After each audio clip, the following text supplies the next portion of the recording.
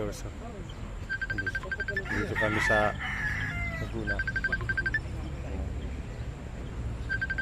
Ang dami namin dito. Ang dami namin dito. Viewers. Dito kami sa Laguna. Laguna. Malapit sa Santa Pablo.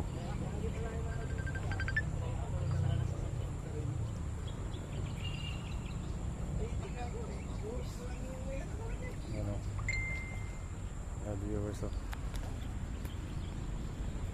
Mga tropa, oh. Extra duty kami dito. Extra duty. Dami namin, oh. Magtago muna kami.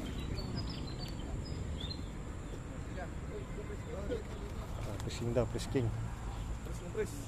Compress. Ayun, kapos tayo dito.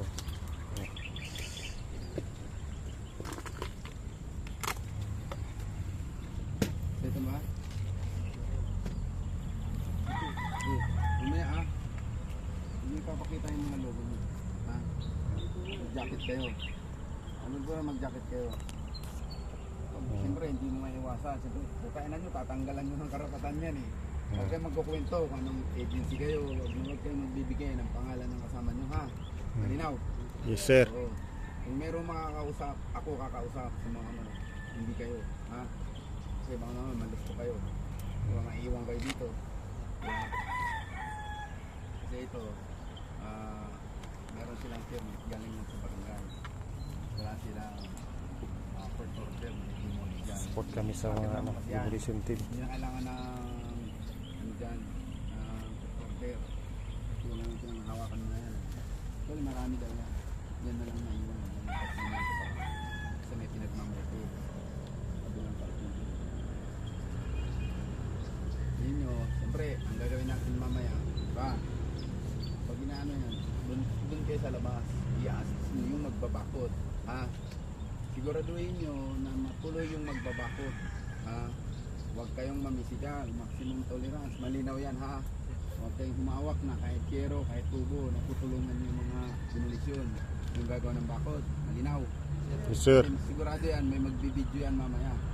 Kasi sigurado naman talaga to, madidimanda tayo, papatawag tayo sa social. Ako naman ang pupunta doon, hindi naman kayo.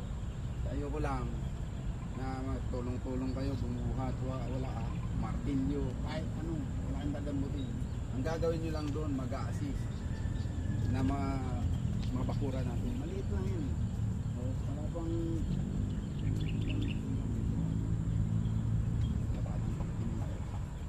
ng bahay na yan, wala bang 15 minutes lang. Yan ang subject natin, mabakura. Kasi pag dinulis, babakura. Ha? Pag minura kayo, normal yun. Huwag yung batulan. Ha? Trabaho natin kami na. Ha? Ganun, huwag yung asarin, huwag yung bulihin. Kasi siyempre, butayan na, masama ang loob niyan. Eh, kahit sino naman, kahit kayo, kung bahay mo gigibayin, matutuwa ba kayo? Siyempre, umaang ng salita, palagpas nyo lang sa kabilang tenga. Kakaintindihan tayo. Yes, sir.